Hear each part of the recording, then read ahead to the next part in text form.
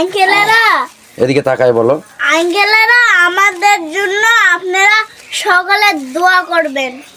আসসালামু আলাইকুম, ঈদ মোবারক। চলে আসলাম ঈদগাহ মাঠ থেকে। তো ঈদগাহ মাঠে আমাদের কিছু তাবারক বিতরণ করেছে আমাদের এই যে বাবা মেয়ের জন্য তাবারক নিয়ে আসছি। এই যে তাবারক এখন আমার মেয়েদেরকে খাইয়ে দেব। এটাই আমাদের ঈদের আনন্দ, এটাই আমাদের বাড়িতে পরিবার বলতে কেউ নেই। আম্মু আসো, ওঠো, তোমাকে খাওয়াই দিই। আম্মু তুমি আসো, এভাবেই খাওয়াই দিই। এই একটা দিন আছে আমার সাথে, ঈদের দিন। আম্মু বসো বসো। আপনারা সকলেই, আম্মু ওরকম করো না, সকলেই দোয়া করবেন যাতে আল্লাহ পাক আমার আগামী দিনগুলো তাদের সাথে তাদেরকে মানুষ যেন করতে পারি, তাদের সাথে সঙ্গ দেওয়ার মতন যেন তৌফিক দান করে। আটা আম্মু ফেলে দাও।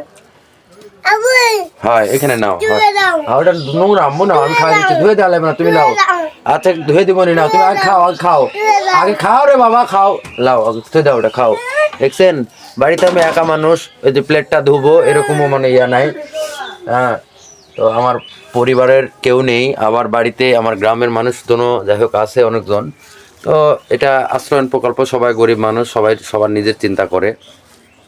তো সকলে একটু দোয়া করবেন, জানি না সামনে রমজান মাস পাবো কি না।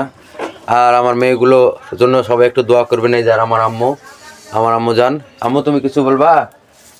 বলো। আঙ্কেলরা সবাই আমাদের জন্য দোয়া করবেন, বলো তো আম্মু। আঙ্কেলেরা সবাই আমাদের জন্য দোয়া করবেন। ভালো করে বলো, ভালো করে বলো।